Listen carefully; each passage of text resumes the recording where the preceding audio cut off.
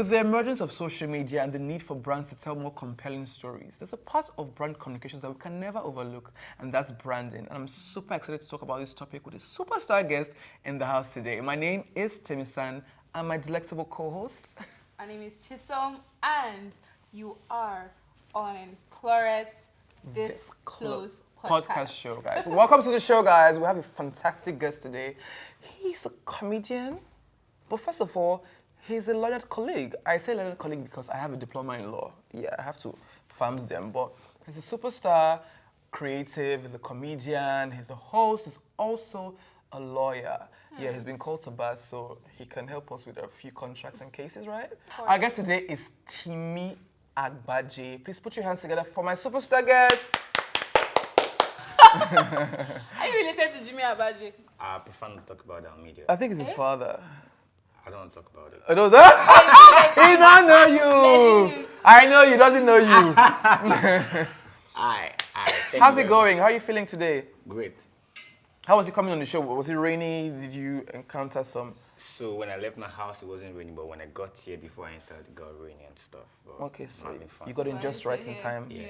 Thank God. So Timi, you're like a social media superstar. You are. I'm not like, I am. Energy. Energy. It corrects me, oh Jesus. Okay, so yeah, I apologize. He is a social media superstar, right? A lawyer and a host, and you combine all of these things together. I want to ask, because that's a big part of your career. What does branding mean to you? So when you think about Temi-san, what comes to your mind? When you think about Chisom, what comes to your mind? And when you think about Clorets, what comes to your mind? So branding is now the art of you expressing it and making people to own it and see that for who you are. So for example, let me say in comedy space, Brashagi, no matter what you think about Brashagi, what you want to see him, what light you want to see him, you have to see him as an Agbero, whatever character it takes. Yeah, I'm so sorry. That's the brand. I know where he's coming from. That's the brand he has pushed to us. So even if you see Brashagi in a romantic comedy, like in rom-com, you still think as an Agbero. romance. So when you think about someone that is dramatic, a guy that is very dramatic, think about Temi-san or whatever I call his name. I don't say you must curse me, but it's fine. No, you are dramatic actually. You're too dramatic for a guy to me actually, but it's okay. No shade stream. So yeah, so when you think about Clorets, think about... He wants my job!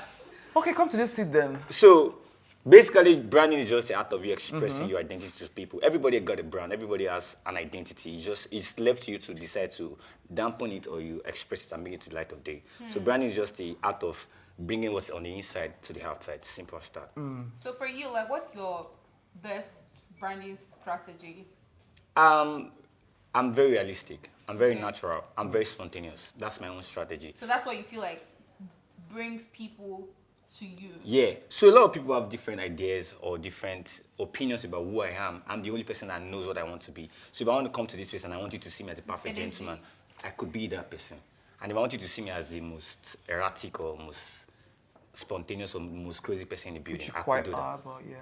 I'm not erratic. I could just be erratic sometimes What if I will want to be. people identify you as you pointed, but if you're talking about Brashagi, you're talking Agbero, this, like, what would people identify you as? So in the comedy space, the most prolific thing people have identified with my brand is Urang now. So there was a particular time I sat in my house. I wanted to create content, and I didn't want to do skits normally. Like everybody's doing skits, I just want to do something different. So I had a friend of mine that used to stay in my house, in my apartment in Yaba back then. Everybody could be listening to Whiskey, Davido, the Nigerian popping stars and all. He wants to listen to Malaysian music. He wants to listen to Somalian, South African stuff. And I'm always like, guy, this is not making sense. Like, I understand the fact that you might have taste for, like, wider context of music, but do what people are doing here when in Nigeria, like, just go with the flow. So one day I just got angry that this thing is wrong now. So I just came outside one day and I just told these people, okay, let's create 10 things that people don't like. That, for example, say you be ritualist and you go the form motivational speaker for social media. Wrong. So, and I dropped the first one. People really liked it. People started paying me money to come and do wrong for them. They would tell me that their mom wants to do birthday, that she come and say wrong, that she just like the vibe. I mean, in Nigeria, you make money off something, you push it up. So basically, that's it. So that's how the brand literally started. So if, in terms of going forward, I mean, with branding, what kind of brand do you say that you're trying to build? Because, I mean, like with social media and, I mean, you are in the public eye, how would you say that you have carried on the Urang brand or whatever happened at the beginning up until now? How has your own knowledge as a lawyer and a learned person helped your branding? So if you look at the angle I tell my stories from, like when I say Urang now, my Urang does not just justify anything in society. It justifies things that society should condemn. So for example, during the NSAS brutality, the protest against police brutality, I put my Urang stuff. I did a content on NSAS, on what police does to people, young people. I've almost lost my life to SARS before, so I could relate. I could tell the story from the angle of an oppressed person or a victim. So I bring the knowledge of my law, that I know that this is wrong, this is right under law. So right and wrong normally should be a moral context, but as a society, we know what is right, we know what's wrong.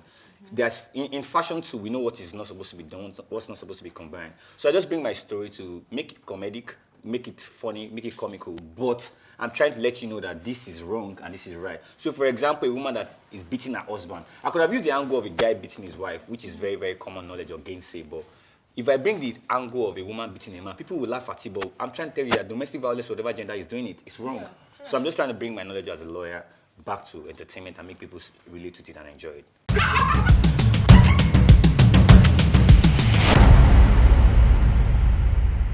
So I follow you on social media, I see your content and great work. But I mean, you know, as social media colleagues, as I would call us, because I'm also a creator as you, like you, sorry. There are things that we probably want to do just to gain more following, more like clout, as we call it. So do you think there are things that, what is the craziest thing you've ever done for clout or for branding or just to be seen? I've never gone out of my way to do anything for visibility or people to see me. I just want to be myself. I want to die expressive. I want to express myself till I die. So I don't want to do anything for clout or for you to see me or to appreciate me. You take me for who I am, and that's my brand. But what do you feel will sustain, like for you, what do you feel will sustain your brand?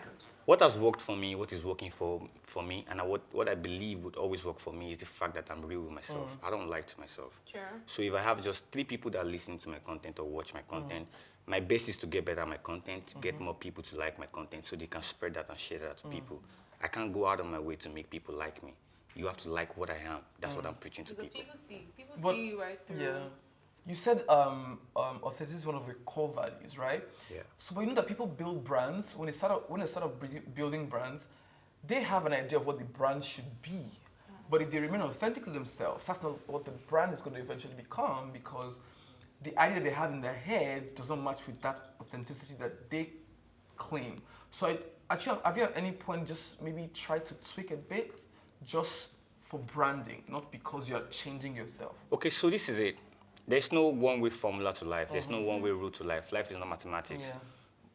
The core essence of what I want to do and what I want people to take me for is me being real. Yeah. So I could be real in different ways. I could come today, come correct this way. I could come tomorrow, come correct in another way.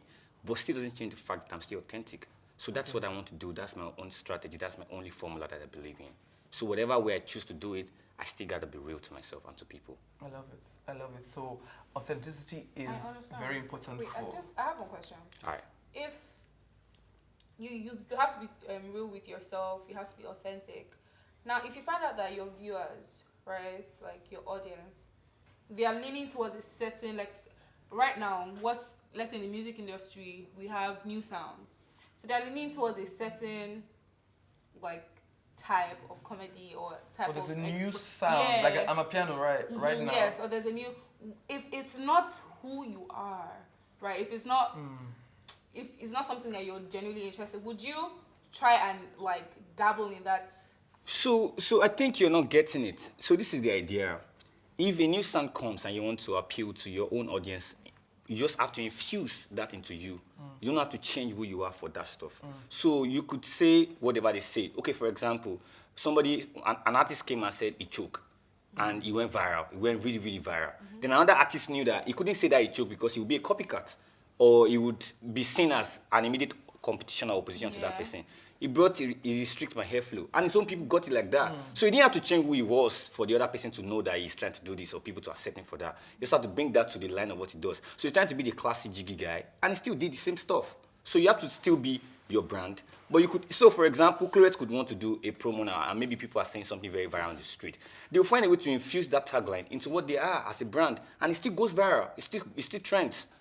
So I basically feel that whatever you stand for, one thing I believe in life is know what works for you Some of us can pretend to be many, many things in life and it will never work for us. Sure. And some people can pretend and it works for them and it sells their brand fast. So whatever works for you and you're convenient in under your skin, do your stuff. So if my guy over here feels that drama sells him so much, keep being dramatic. Don't stop. Even when you're sleeping, be dramatic in your sleep. People will still love you for who you are. If you feel that just being the classy chick, nobody should touch me, I'm spotless, I'm stuff, and it's such your brand. Be that. So for example, he's a dramatic guy, but some days everybody's forming cool and stuff. He will still be cool, but in a dramatic way. People still ask, this guy is too gentle today, what's going on? So still infuse whatever you want to put into your brand, but still keep the essence of your brand. That's what branding stands for. 10 years down the line, 100 years down the line, they still know you that guy, that's who he is. That lady, that's what she is. So yeah, that's all for me. I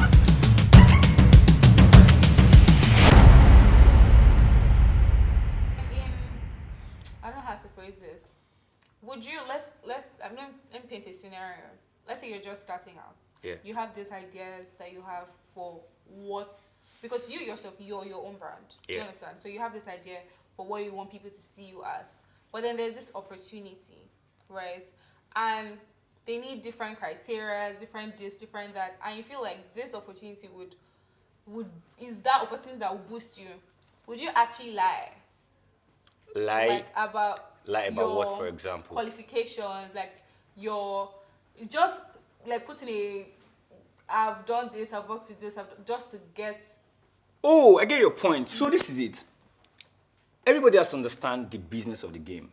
The reason why a talent is not advised to manage him or herself is because of the fact that there is difference in creativity and owning the craft and also understanding the business of the craft.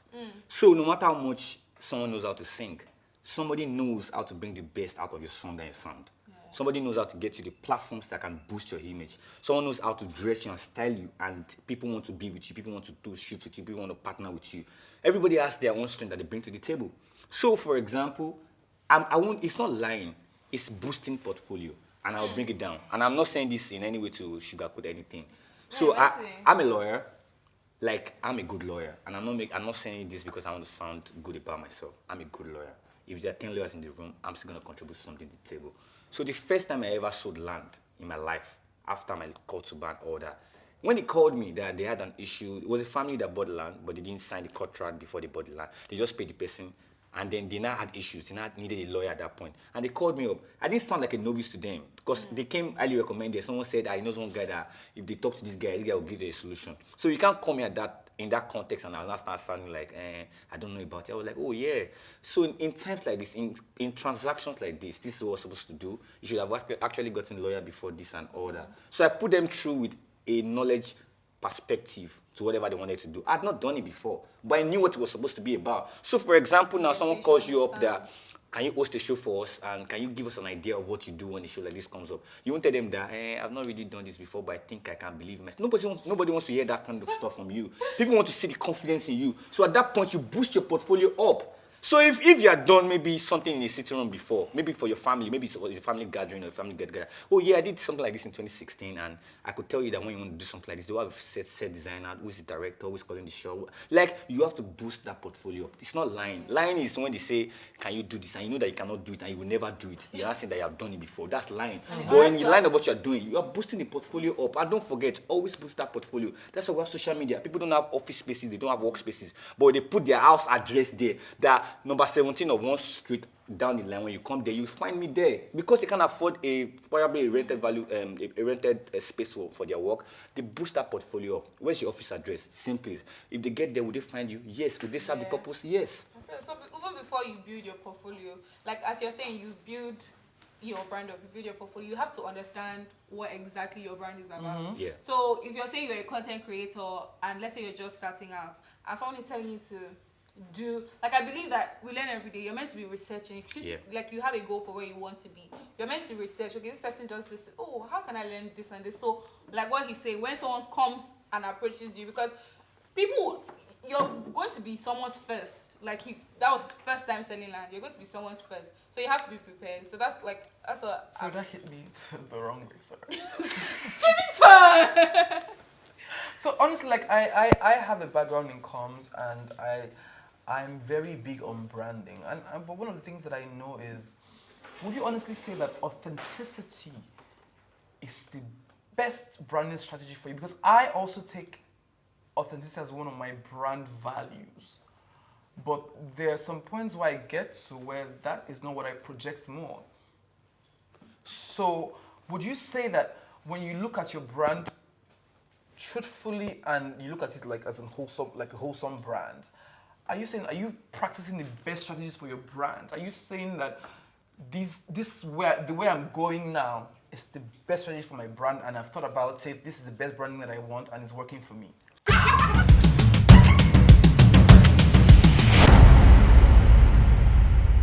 If I say it's the best for my brand, I'll be lying to myself. Okay. Because I've not even explored enough. I've not tested my brand against so many odds for me to even know this is the best.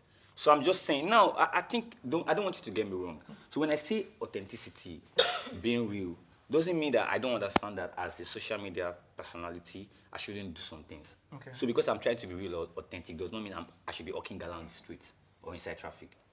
I understand the fact that you have to finesse it. If you want to partner with brands want to look at your image, they want to look at what you're putting out, how you're doing your stuff. So I'm just saying that, for example, when I want to do my content, I want to make it as relatable, as real as it can be. So I want to do a content about, say, mouth odor, and I'm not using a scenario of what doesn't apply in my own country where I'm based, where I reside.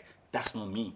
I use what people on the street, what everyday people can connect with. That's what I'm saying about authenticity. So whenever I want to approach anything, whatever context I want to tell my stories from, whatever context I want to approach my brand view from, it has to be real and relatable to people that consume it directly. That's my point. So I'm also very curious with online creators. At what point do we not elevate our brands beyond just the social? Because a lot of times when we say, oh, this is how I want my brand to be, this is how I want my brand to be, sometimes we want a brand that does not align with us. For example, let's say I am big on partying and I'm out every other night. And there's some family brands that don't align with that. Do you understand? And all my life I've always wanted to work with a Cadbury, for example. But Cadbury is saying, for example, this is a hypothetical case.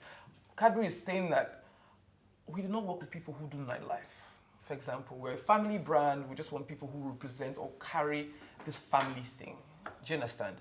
At what point do you separate your real self from the brand that you're building? Because sometimes we tend to live in our brands. Do you understand? We can be creators though, but at what point do you now realize that brands have to deal with brands and people have to deal with people? So I have two premises to what you just said. First thing, social media is curated content. Okay. It's whatever you want people to see you as, that they see you as. And second, I've not seen that personality, that figure or brand that has become acceptable to everybody.